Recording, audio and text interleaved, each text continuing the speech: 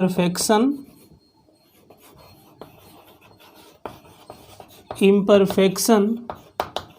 इन solid, यानी solid के अंदर जो इम्परफेक्शन आता है, या हम बोल सकते हैं डिफेक्ट्स इन सॉलिड, किस तरह से होंगे, इस चीज़ को हम स्टडी करते हैं। जैसे डिफेक्ट्स का मतलब ये है कि अगर हम कोई भी सॉलिड का फार्मेशन करते हैं या कोई भी सॉलिड का फार्मेशन हो रहा है, तो उस दौरान यदि उसमें से कोई डिफेक्ट आते हैं, जैसे अरेंजमेंट में, मॉलिक्यूल के अरेंजमेंट में, या अदर उसके जो कॉन्स्टिट्यूएंट पार्टिकल हैं उसके अरेंजमेंट में अगर कोई प्रॉब्लम आती है, यानी अरेंजमेंट सही से नहीं हो पाता है, तो उसको हम बोलते हैं इम्परफेक्शन इन सॉलिड या डिफेक्ट इन सॉलिड बोलते हैं। अब हम इसको डिफाइन कर सकते हैं, any deviation from the perfectly arrange, यानी any deviation from the perfectly any deviation from the perfectly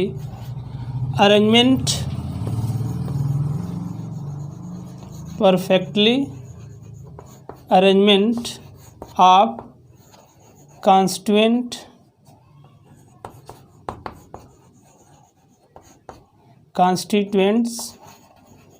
particles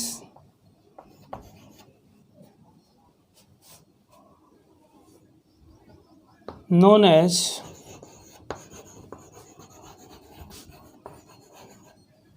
defects in solid,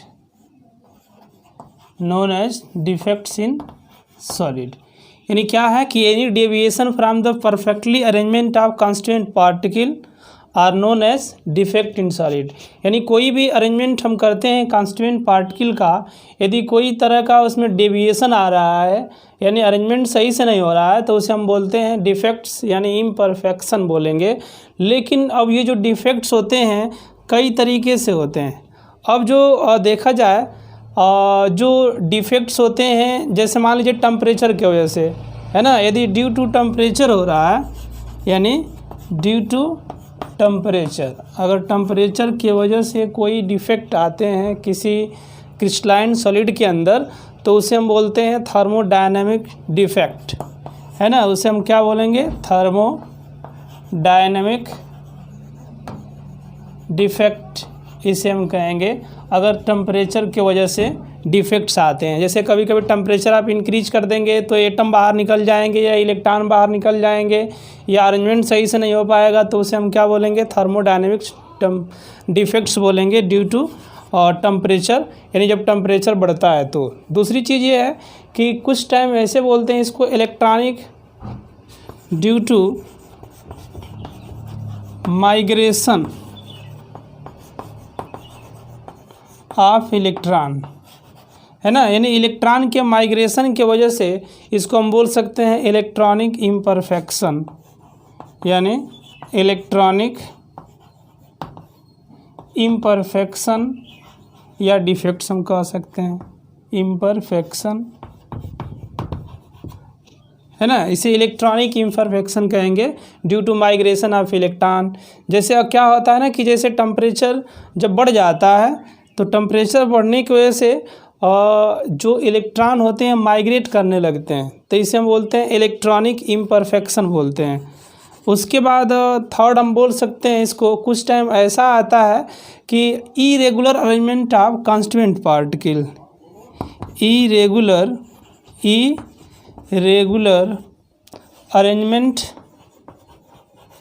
arrangement of atom, है ना। कभी कभी ऐसा होता है कि एटम का इरेगुलर अरेंजमेंट हो जाता है, तो इरेगुलर अरेंजमेंट ऑफ एटम अगर हो रहा है किसी क्रिस्टलाइन सॉलिड के अंदर, तो उसे एटॉमिक इम्परफेक्शन बोलेंगे। क्या बोलेंगे, एटॉमिक इम्परफेक्शन, है ना, ये क्या कहलाएगा, एटॉमिक इम्परफेक्शन कहलाएगा, है ना। तो इस तरीके से ये क्या है कि any deviation from the perfectly arrangement of crystalline constituent particles are known as defect in solid due to temperature, यदि टेम्परेचर की वजह से डिफेक्ट्स आते हैं तो उसे थर्मोडायनेमिक्स डिफेक्ट्स बोलेंगे। यदि इलेक्ट्रॉनों के माइग्रेशन की वजह से डिफेक्ट आते हैं, जैसे at high temperature electron migrate, तो उसे हम बोलेंगे इलेक्ट्रॉनिक इम्परफेक्शन। और दूसरी चीज़ ये है कि इरेगुलर अरेंजमेंट ऑफ एटम यदि आता है तो उसे हम बोलते हैं एटॉमिक इम्परफेक्शन। तो ये इम्परफेक्शन है। और दूसरी चीज़, यदि आप पहली बार मेरी वीडियो को देख रहे होंगे तो सब्सक्राइब और शेयर करना न भूलें और कमेंट में ज़रूर लिखें। दूसरी चीज़, अगर हम बात करते हैं डिफेक्ट्स कितने टाइप्स के होते हैं, है ना। डिफेक्ट्स अगर देखा जाए तो जनरली 2 टाइप्स हैं डिफेक्ट्स के। एक जो आता है पॉइंट डिफेक्ट आता है, पॉइंट डिफेक्ट्स, और दूसरा जो आता है वो आता है लाइन डिफेक्ट्स, है ना। दूसरा क्या है, लाइन डिफेक्ट्स है। पहला पॉइंट डिफेक्ट्स और दूसरा लाइन डिफेक्ट्स।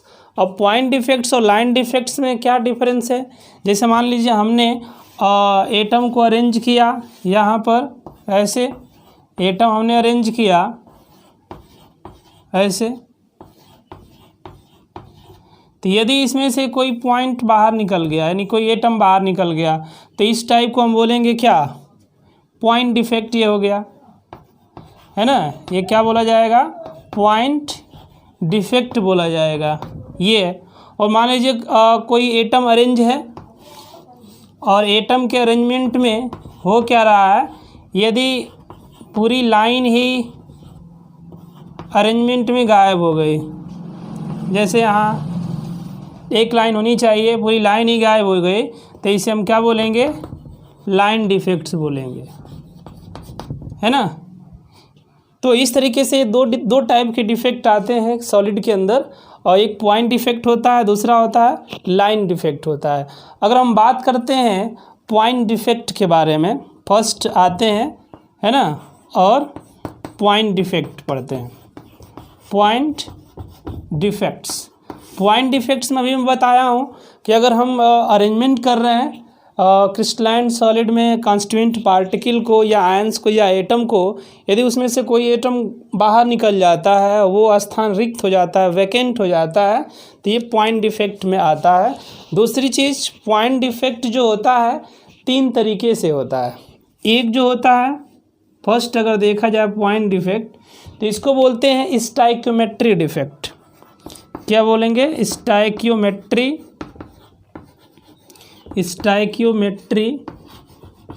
डिफेक्ट्स। दूसरा अगर लेते हैं तो इसमें एक आता है non stoichiometric defect, non stoichiometric defect आता है। और तीसरा है इम्प्योरिटी डिफेक्ट, इम्प्योरिटी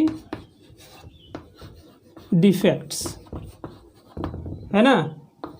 यानी जो पॉइंट डिफेक्ट होंगे 3 तरीके के, stoichiometric defect, non stoichiometric defect and impurity defect. तो हम पहला पढ़ते हैं स्टाइक्योमेट्रिक डिफेक्ट, और नेक्स्ट स्टाइक्योमेट्रिक डिफेक्ट है। अब इस स्टाइक्योमेट्रिक डिफेक्ट में हम आते हैं तो होता क्या है कि जो इसकी स्टाइक्योमेट्री होती है वो इफेक्टेड नहीं होती है ना। यानी स्टाइक्योमेट्री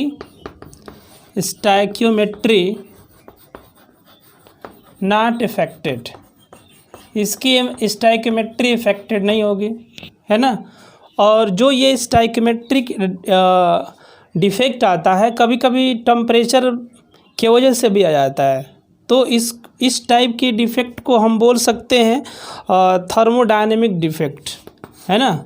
आल्सो या sometime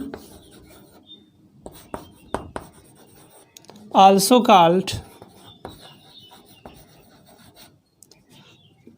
thermodynamic defect, thermodynamic defects, है ना। कभी कभी इसको हम क्या बोलते हैं, थर्मोडायनेमिक डिफेक्ट भी बोलते हैं, टेम्परेचर के वजह से होता है, जैसे टेम्परेचर बढ़ जाता है तब भी ये डिफेक्ट आने लगता है। अब जो सम स्टाइकियोमेट्रिक डिफेक्ट होता है ये दो तरीके से होता है। एक जो होता है नॉन आयनिक कंपाउंड्स में, और दूसरा होता है आयनिक कंपाउंड्स में, है ना। तो फर्स्ट इसमें स्टाइकियोमेट्रिक डिफेक्ट में हम आते हैं तो ये दो तरीके का आता है, इन नॉन आयनिक कंपाउंड्स, है ना, या इन नॉन आयनिक सॉलिड में हम ले सकते हैं ऐसे। तो इन नॉन आयनिक सॉलिड में अगर देखा जाए तो ये दो टाइप के पाए जाते हैं डिफेक्ट, स्टाइकियोमेट्रिक डिफेक्ट। पहला जो है इसमें फर्स्ट अगर हम देखें तो ये आएगा वैकेंसी डिफेक्ट। क्या होगा? वैकेंसी डिफेक्ट होगा, है ना। और इसमें जो दूसरा आता है वो है इंटरस्टिशियल डिफेक्ट, इंटरस्टिशियल डिफेक्ट, है ना। तो दो तरीके के डिफेक्ट देखने को मिलेंगे और नॉन आयनिक सॉलिड में। और अभी जैसे दो तरीके के डिफेक्ट हैं क्या, जैसे इस चीज़ को हम देखते हैं। जैसे मान लीजिए हमने एटम को अरेंज किया यहाँ पर, क्योंकि एटम को हम किस तरह से रखते हैं, एज ए पॉइंट के रूप में एटम को रखते हैं। तो जब एज ए पॉइंट के रूप में रखते हैं, जैसे मान लीजिए हमने एक पॉइंट यहाँ लिया, एक पॉइंट यहाँ लिया एटम का, एक पॉइंट यहाँ और एक पॉइंट यहाँ ले लिया, फिर हम यहाँ लेते हैं, यहाँ लेते हैं, ऐसे हमने पॉइंट के रूप में इसको अरेंज कर दिया ऐसे, है ना। और बाय द वे ये इसमें देखा जाता है कि इसमें से एक पॉइंट यहाँ से बाहर निकल गया, यहाँ से बाहर निकल गया, तो ये किस में आएगा? वैकेंसी डिफेक्ट में आएगा, है ना। ये क्या हो जाएगा? एक वैकेंसी डिफेक्ट होगी, है ना। ये क्या होगा? वैकेंसी डिफेक्ट में आएगा।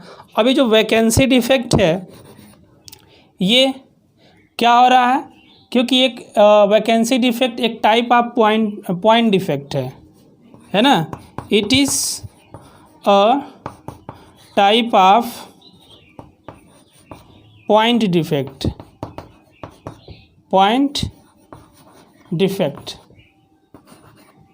And generate vacancy, so called vacancy defect, है ना। इसमें वैकेंसी जनरेट हो जाता है, इसलिए इसको हम वैकेंसी डिफेक्ट भी कहते हैं। और ये टेम्परेचर बढ़ाने पर होता है, तो इसको हम कह सकते हैं थर्मोडायनेमिक डिफेक्ट भी कहते हैं। दूसरी चीज़ ये है कि इसमें जो डेंसिटी होती है इसकी डिक्रीज करती है ना। डेंसिटी जो होगी इसकी डिक्रीजेस, डेंसिटी इसकी क्या करती है? डिक्रीज करती है वैकेंसी डिफेक्ट में। वहीं अगर आते हैं हम इंटरस्टिशियल डिफेक्ट के बारे में आते हैं, तो इंटरस्टिशियल डिफेक्ट में होता क्या है? Interstitial defect non ionic solid में अगर हम देखते हैं, जैसे मान लीजिए हमने लिया ये इंटरस्टिशियल डिफेक्ट, अगर इसमें देखा जाए, मान लीजिए हमने एटम को अरेंज किया ऐसे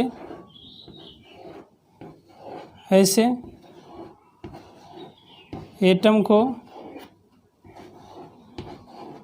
ये हमने एटम को अरेंज कर दिया यहाँ पर, है ना। एटम अरेंज करने के बाद होगा क्या कि इसमें से कोई एटम यहाँ से मान लीजिए हटा और आ गया इसके इस साइड में, है ना। तो जब यहाँ आ गया तो इसके इंटरस्टिशियल स्पेस में आ गया। तो ये जब इंटरस्टिशियल स्पेस में आया है तो इसको हम क्या बोलेंगे? इंटरस्टिशियल डिफेक्ट होगा, है ना। ये क्या होगा? एक टाइप का इंटरस्टिशियल डिफेक्ट होगा, क्योंकि इसके इंटरस्टिशियल स्पेस में क्या होंगे, एटम चले आएंगे। दूसरी चीज़ ये है कि जो इसकी स्टाइक्योमेट्री होगी वो नॉट अफेक्टेड, है ना, stoichiometry not affected, stoichiometry not affected, इसकी स्टाइक्योमेट्री अफेक्टेड नहीं होगी, है ना। और जो इसके एटम्स होंगे, कांस्टिट्यूएंट पार्टिकल होंगे, वो कहाँ चले जाते हैं, इसके इंटरस्टिशियल स्पेस में चले आते हैं। जब इसके इंटरस्टिशियल स्पेस में चले आते हैं तो इसको इंटरस्टिशियल डिफेक्ट भी कहते हैं। और दूसरी चीज़, इसकी जो डेंसिटी होती है, डेंसिटी और नॉट चेंज, इसकी डेंसिटी में कोई परिवर्तन नहीं आता इंटरस्टिशियल डिफेक्ट में। तो इस तरीके से अगर देखा जाए तो जो स्टाइक्योमेट्री डिफेक्ट में जो पहला है इन नॉन आयनिक सॉलिड में, तो ये दो टाइप के हो जाते हैं। एक इसमें वैकेंसी डिफेक्ट आता है और दूसरा होता है इंटरस्टिशियल डिफेक्ट होता है। जो वैकेंसी डिफेक्ट या इंटरस्टिशियल डिफेक्ट है, ये जस्ट लाइक अगर देखा जाए तो शॉर्टकी डिफेक्ट और ये फ्रैंकल डिफेक्ट के समान ही होते हैं। तो इसे आप नोट कीजिए। हम पढ़ते हैं शॉर्टकी डिफेक्ट और फ्रैंकल डिफेक्ट किसमें, आयनिक सॉलिड के अंदर, जो स्टाइक्योमेट्रिक डिफेक्ट में आता है। जैसे यहाँ पर हम देख रहे हैं पॉजिटिव स्टाइक्योमेट्रिक डिफेक्ट यानी शॉर्टकी डिफेक्ट में देख रहे हैं पॉजिटिव नेगेटिव आयन अरेंज है ना। तो यदि एक पॉजिटिव, एक नेगेटिव और एक पॉजिटिव यहाँ से मिस हो जाए, है ना, गायब हो जाए, तो इस टाइप के डिफेक्ट को हम क्या बोलेंगे, शॉर्टकी डिफेक्ट बोलेंगे। ये टाइप ऑफ, ये वैकेंसी डिफेक्ट ही है एक टाइप, है ना। तो ये कब होता है कि when same number of positive, when same number of positive and negative ion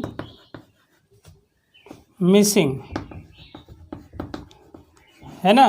जब सेम नंबर में पॉजिटिव और नेगेटिव आयन मिसिंग होते हैं फ्रॉम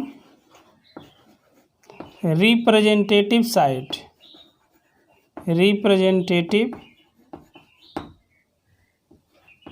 साइट, जब रिप्रेजेंटेटिव साइट से इक्वल नंबर ऑफ पॉजिटिव और नेगेटिव आयन मिस होते हैं तो वो शॉर्टकी डिफेक्ट में आता है। ये मिसिंग कब होती है, व्हेन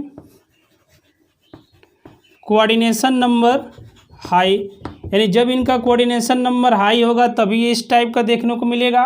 और दूसरी चीज़, size of positive and negative ion almost equal, है ना, लगभग क्या होंगे, इक्वल होंगे। पॉजिटिव और नेगेटिव आयन की जो साइज होगी वो लगभग इक्वल होगी। दूसरी चीज़, इनके आयन के मिसिंग से यानी बाहर निकल जाने से जो इनकी डेंसिटी होगी वो क्या होती है, डिक्रीज करती है ना। इनकी डेंसिटी क्या होगी, डिक्रीज कर जाएगी क्योंकि एटम बाहर निकलेंगे। दूसरी चीज़, इनकी स्टाइक्योमेट्री बनी रहती है क्योंकि पॉजिटिव और नेगेटिव आयन इक्वल अमाउंट में बाहर निकलते हैं, तो इनकी स्टाइक्योमेट्री में कोई इफेक्ट नहीं पड़ता है। यानी हम लिख सकते हैं stoichiometry not affected, stoichiometry not affected, है ना। स्टाइक्योमेट्री इसकी इफेक्टेड नहीं होती है। और इसमें एग्जाम्पल अगर देखा जाए तो ये किस में मिलता है, जैसे NaCl हो गया, KCl में मिल गया, और सीजियम क्लोराइड में, AgBr में ये क्या मिलता है, शॉर्टकी डिफेक्ट देखने को मिलता है। दूसरी चीज़ आते हैं Frenkel defect in ionic solid, है ना। जो फ्रैंकल डिफेक्ट आयनिक सॉलिड में है, यहाँ पर देख रहे हैं पॉजिटिव नेगेटिव आया है, लेकिन ये फ्रैंकल डिफेक्ट जो आयनिक सॉलिड में है ये कब देखने को मिलता है, जब जो पॉजिटिव और नेगेटिव आयन की साइज अनइक्वल होती है, कोऑर्डिनेशन नंबर लो होता है, तब ये फ्रैंकल डिफेक्ट होता है। यानी नेगेटिव आयन पॉजिटिव आयन से बड़ा साइज में होता है, तो होता क्या है कि जैसे ही थोड़ा सा इसको टेम्परेचर मिलता है तो जो पॉजिटिव आयन होते हैं वो माइग्रेट कर जाते हैं यहाँ से। जैसे मान लीजिए यहाँ से पॉजिटिव आयन माइग्रेट किया, तो यहाँ से यहाँ जब माइग्रेट किया तो यहाँ पर क्या होगा, ये एक वैकेंसी जनरेट हो जाएगी, है ना, वैकेंसी जनरेट होगी। और ये माइग्रेट करके कहाँ चला आएगा, इसके इंटरस्टिशियल साइड में, मान लीजिए यहाँ पर चला आया, है ना, ये पॉजिटिव आयन वहाँ से मिस होकर, है ना, वहाँ से मिस होकर पॉजिटिव आयन यहाँ चला आया इस साइड में। तो जब इस साइड में आया यहाँ पर पॉजिटिव आयन इसके इंटरस्टिशियल साइड में आ गया, तो इसमें क्या बोलेंगे, इंटरस्टिशियल साइट में चला आया। तो यहाँ पर क्या हो रहा है, फ्रैंकल डिफेक्ट में दोनों होते हैं, एक तो वैकेंसी डिफेक्ट और इंटरस्टिशियल डिफेक्ट दोनों जनरेट होते हैं, क्योंकि जहाँ से एटम निकलता है तो वहाँ तो वैकेंसी डिफेक्ट होगा, और वहाँ से आने के बाद यहाँ पर इसके इंटरस्टिशियल साइड में चला आता है पॉजिटिव आयन, छोटा साइज होने के कारण, तो ये इंटरस्टिशियल डिफेक्ट में भी आ जाएगा। तो फ्रैंकल डिफेक्ट तब होता है कि जब पॉजिटिव आयन माइग्रेट करके इंटरस्टिशियल साइड में चला आता है, और पॉजिटिव आयन का माइग्रेशन तभी होता है जब पॉजिटिव आयन नेगेटिव आयन से क्या होते हैं, थोड़ा छोटे साइज़ के होते हैं, तो ये होता है। दूसरी चीज़, इसमें इसकी डेंसिटी चेंज नहीं होती है, क्योंकि जो भी आयन्स होंगे वो इसी साइड में रहेंगे, इंटरस्टिशियल साइड में आएंगे, तो इसके डेंसिटी में कोई चेंजेज नहीं आता है। साथ ही साथ इसकी स्टैइकियोमेट्री भी इफेक्टेड नहीं होती है। तो हम ये इसको डिफाइन कर सकते हैं कि when an ion leaves, when an ion leaves, है ना, when an ion leaves its correct lattice, its correct lattice site and occupy interstitial site, interstitial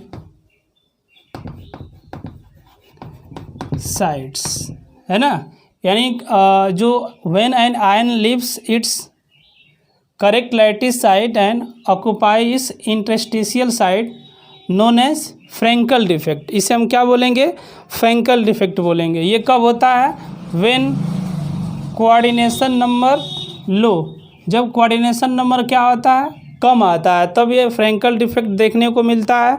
दूसरी चीज़, इसमें large difference between positive and negative ion, है ना, यानी large size difference between positive and negative ion, जो positive और negative ion होंगे उनके size में लार्ज डिफरेंसेज आएगा, इसकी जो डेंसिटी होगी वो कम हो जाएगी, अरे density not change, density not change, इसकी डेंसिटी क्या होगी, चेंज नहीं होगी, क्योंकि जो आयंस होंगे इसी में रहेंगे, तो डेंसिटी चेंज नहीं होता। स्टैइकियोमेट्री भी इफेक्टेड नहीं होती है, स्टैइकियोमेट्री नॉट अफेक्टेड, इसकी स्टैइकियोमेट्री अफेक्टेड नहीं होगी। इसके जो एग्जाम्पल हैं ये मिलेंगे आपके, जिंक सल्फाइड हो गया, AgBr हो गया, AgI हो गया, है ना, इट्सेट्रा, बहुत सारे एग्जाम्पल हैं जो फ्रैंकल डिफेक्ट को शो करते हैं। तो इस तरीके से ये क्या है, शॉर्टकी डिफेक्ट और फ्रैंकल डिफेक्ट है आयनिक कंपाउंडों के अंदर। आते हैं नॉन स्टैइकियोमेट्रिक डिफेक्ट। जो नॉन स्टैइकियोमेट्रिक डिफेक्ट है, अभी हम लोगों ने स्टैइकियोमेट्रिक डिफेक्ट पढ़ा। नॉन स्टैइकियोमेट्रिक डिफेक्ट में क्या होता है कि इसकी स्टैइकियोमेट्री जो होगी वो चेंज हो जाती है। अभी जो नॉन स्टैइकियोमेट्रिक डिफेक्ट में पॉजिटिव और नेगेटिव आयंस क्या होंगे, यानी जो कांस्टीट्यूएंट पार्टिकल होंगे पॉजिटिव नेगेटिव वो अनइक्वल में होंगे, यानी साइज़ में इक्वल नहीं होंगे, जिससे नॉन स्टैइकियोमेट्री इसके अंदर आ जाती है। जो नॉन स्टैइकियोमेट्रिक डिफेक्ट है वो 3 तरीके से आते हैं इसमें। जैसे फर्स्ट अगर हम देखते हैं तो वो क्या है, metal excess defect, metal excess defects due to anionic vacancy, है ना, यानी metal excess defect due to anionic vacancy, यानी एनायनिक वैकेंसी के वजह से जो इसके अंदर मेटल एक्सेस डिफेक्ट आते हैं और उसको हम बोलते हैं, और नॉन स्टाइकियोमेट्रिक डिफेक्ट में इसको लेंगे। अब इसमें होगा क्या कि जैसे मान लीजिए हमने लिया कोई मेटल, मान लीजिए ये पॉजिटिव, दूसरा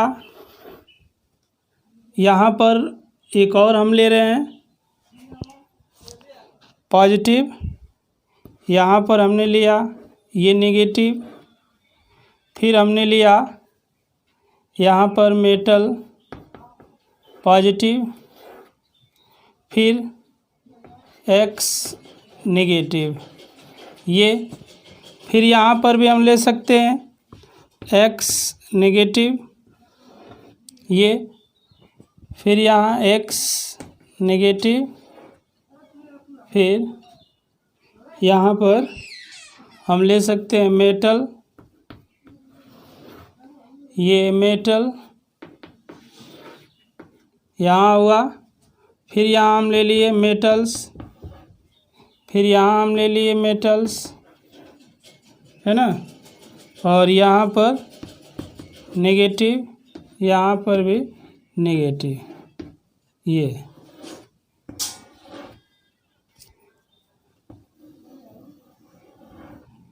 है। अब इसको हम क्या करते हैं, मिला देते हैं ऐसे,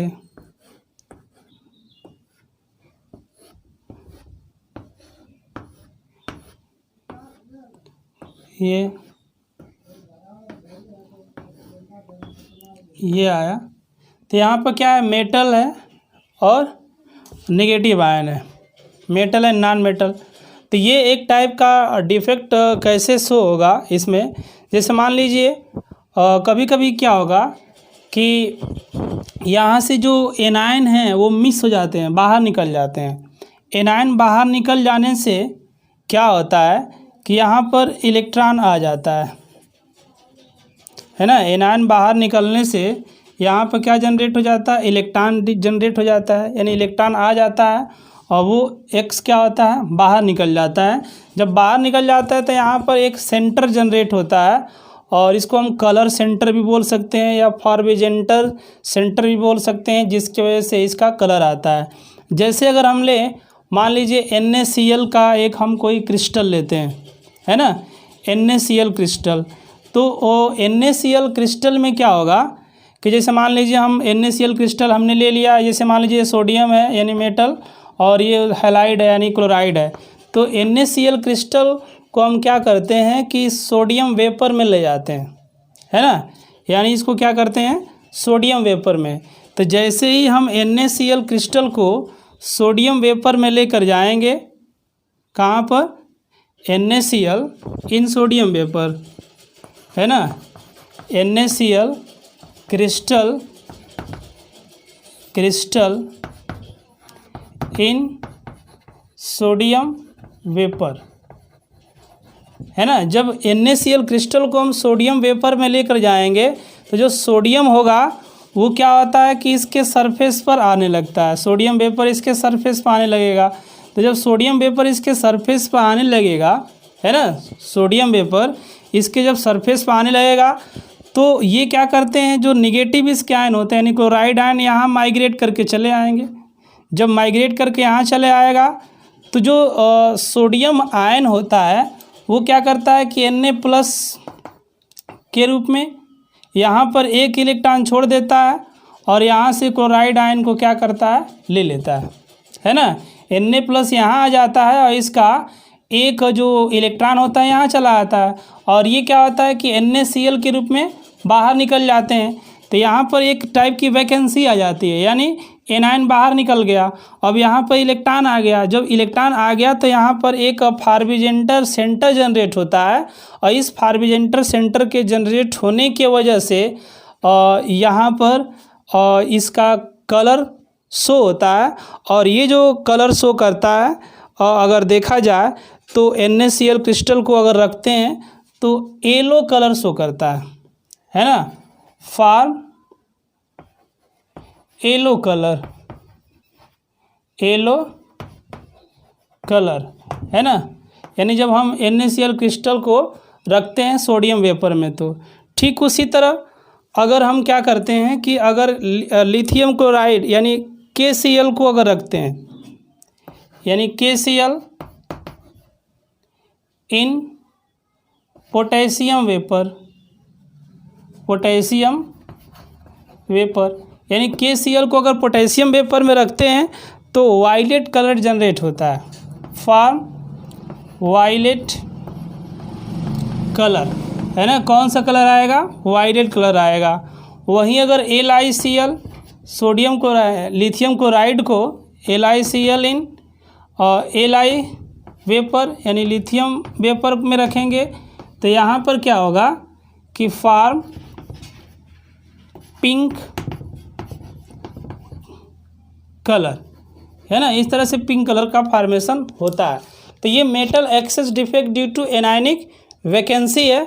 यानी जैसे एनायनिक वैकेंसी में अगर हम मान लें कि ये सोडियम आयन है, ये क्लोराइड आयन है, ये सोडियम आयन है, ये क्लोराइड आयन है। जैसे हम सोडियम आयन और क्लोराइड आयन को हम सोडियम वेपर में रखते हैं तो जो सोडियम वेपर होता है वो इसके सतह पर आ जाता है, सरफेस पे चला आता है। जब सोडियम वेपर इसके सतह पर आकर जमने लगता है तो जो क्लोराइड आयन होते हैं बाहर निकलते हैं इसके अट्रैक्ट होकर, और जब बाहर निकलते हैं तो यहाँ से एनायन गायब हो जाएगा, मिसिंग हो जाएगा एनायन। तो एनायन की वैकेंसी आ जाएगी, एनायन की कमी हो जाएगी। जैसे ही एनायन बाहर निकलता है तो सोडियम आयन अपना एक इलेक्ट्रॉन इसे प्रोवाइड कर देता है, तो यहाँ पर इलेक्ट्रॉन आ जाता है जिससे एक फार्बिजेंटर सेंटर बन जाता है, कलर सेंटर बन जाता है।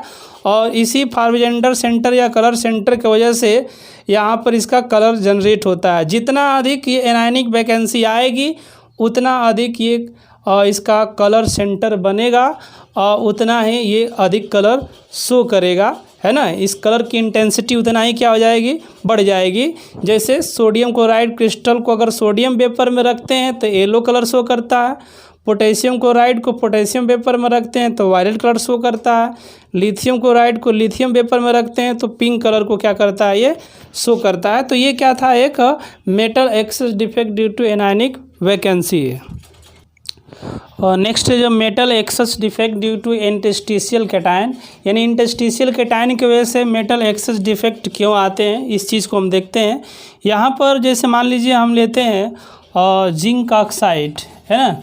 जिंक ऑक्साइड को जब हीट करते हैं, गर्म करते हैं, तो जिंक ऑक्साइड को गर्म करने पर क्या होता है कि जो जिंक होता है वो आयन के रूप में बाहर निकलता है, यहाँ से हाफ O2 बाहर निकल जाता है। यानी ऑक्सीजन क्या गर्म करने पे क्या होता है, O2 के रूप में बाहर निकल जाता है और 2 इलेक्ट्रॉन जनरेट हो जाते हैं। तो ऑक्सीजन के बाहर निकलने से क्या होता है, यानी बाहर निकलने से जो मेटल होता है वो एक्सेस हो जाता है, यानी इंटरस्टिशियल साइट में चला आता है ना। तो इसमें होगा क्या कि जैसे मान लीजिए अगर हम क्या करते हैं कि जो जिंक ऑक्साइड है उसको हीट करते हैं इसके साथ, तो यहाँ पर जो मेटल होगा इसके इंटरस्टिशियल साइड में चला आएगा, जिंक मेटल है ना, इसके इंटरस्टिशियल साइड में चला आएगा। और इसी के साइड में क्या होते हैं, इलेक्ट्रॉन भी आ जाते हैं इसके, है ना, इसके इंटरस्टिशियल साइड में, और इलेक्ट्रॉन भी इसी के इंटरस्टिशियल साइड में चले आते हैं। और जिसके वजह से क्या होता है, इंटरस्टिशियल डिफेक्ट शो करता है। और ड्यू टू इंटरस्टिशियल कैटायन, यानी जो कैटायन होते हैं इसके इंटरस्टिशियल साइड में चले आते हैं, है ना। जैसे जिंक ऑक्साइड जो होता है वो कैसा होता है, वाइट कलर का होता है क्रिस्टल इसका, है ना। लेकिन जैसे ही इसको गर्म कर देते हैं तो इसका जो कलर होता है वो चेंज हो जाता है। वहीं अगर हम जिंक सल्फाइड को लें तो जिंक सल्फाइड को लेने पर क्या होता है कि वहाँ पर भी जो मेटल होगा इसके जिंक सल्फाइड के, तो सल्फ़र के रूप में बाहर निकल जाता है। और जो जिंक होता है इसके इंटरस्टिशियल स्पेस में, और इलेक्ट्रॉन इसके बगल में ही इंटरस्टिशियल स्पेस में आ जाते हैं। तो इस तरह से अगर किसी क्रिस्टल को गर्म करते हैं तो उसके जो कैटायन होंगे उसके इंटरस्टिशियल साइड में चले आते हैं, तो इस टाइप के डिफेक्ट को हम क्या बोलते हैं, इंटरस्टिशियल डिफेक्ट यानी मेटल एक्सेस डिफेक्ट कहते हैं, क्योंकि जो एनायन होते हैं वो बाहर निकल जाते हैं। जैसे यहाँ हम इसको मानते हैं, अगर ये जिंक है और ये ऑक्सीजन है तो ये जिंक ऑक्साइड है, तो जैसे इसको हीट करते हैं तो ऑक्सीजन तो बाहर निकल जाएगा। जब ऑक्सीजन बाहर निकल जाता है तो इसके अंदर क्या बचता है, जिंक ही बचता है ना। तो मान लीजिए एक ऑक्सीजन बाहर निकला तो जिंक इसके इंटरस्टिशियल में चला आएगा, स्पेस में चला आएगा, तो ये इंटरस्टिशियल डिफेक्ट शो करेंगे, जिसकी वजह से मेटल एक्सेस हो जाता है। ये जिंक ऑक्साइड में देखने को मिलता है। और एक और है metal excess defect due to cation vacancy, metal deficiency defect है ना, इसे बोलेंगे metal deficiency defect due to cation vacancy, यानी कैटायन वैकेंसी की वजह से मेटल डिफिशियंसी डिफेक्ट देखने को मिलता है। और जो मेटल डिफिशियंसी डिफेक्ट जो होता है ये due to absence of metal ion from its lattice side, इसमें से जो इसका लैटिस साइड है ना, वहाँ से अगर इसका मेटल जो होता है गायब हो जाता है, तो इस मेटल के गायब होने से क्या होता है कि इंटरस्टिशियल डिफेक्ट शो करे। जैसे मान लीजिए यहाँ से मेटल गायब हो गया और एक यहाँ से मेटल गायब हो गया है ना, तो जब मेटल के गायब होने से यहाँ जो वैकेंसी आ रही है वो मेटल की कमी हो जा रही है। तो जब मेटल की कमी हो जा रही है तो ये क्या है, मेटल डिफिशियंसी डिफेक्ट है, मेटल डिफिशियंसी है ना, metal deficiency due to cation vacancy है ना। ये कैटायन के वैकेंसी की वजह से मेटल डिफिशियंसी डिफेक्ट्स देखने को मिलता है। और इसमें जो पॉजिटिव चार्ज होता है उसकी साइज कम होती है, इसकी स्टाइकोमेट्री जो होती है वो बिगड़ जाती है, क्योंकि नॉन स्टाइकोमेट्रिक डिफेक्ट हम पढ़ रहे हैं, क्योंकि पॉजिटिव और निगेटिव आयन की कमी हो जाती है, जिसकी वजह से ये नॉन स्टाइकोमेट्रिक डिफेक्ट शो होता है, metal deficiency defect due to cation vacancy. तो इस तरीके से ये 3 नॉन स्टाइकोमेट्रिक। और नेक्स्ट थर्ड आते हैं इम्प्योरिटी डिफेक्ट्स। अब इम्प्योरिटी डिफेक्ट जो है तीसरा इम्परफेक्शन इन सॉलिड है। अब इसमें क्या होता है कि अगर देखते हैं कि when less amount of strontium chloride crystallized with crystallized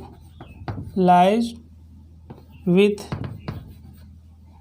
NaCl, then impurity defect generate, then impurity